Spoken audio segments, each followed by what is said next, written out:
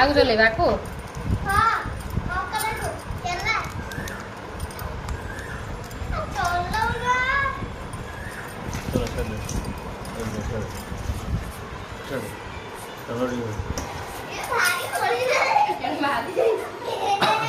नहीं बोला बोला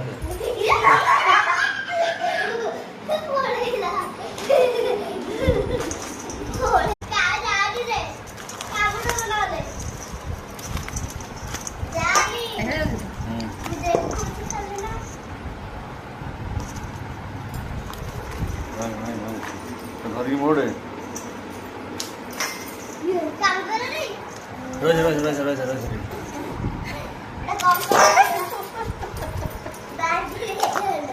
धरी प्रार्थना जरूर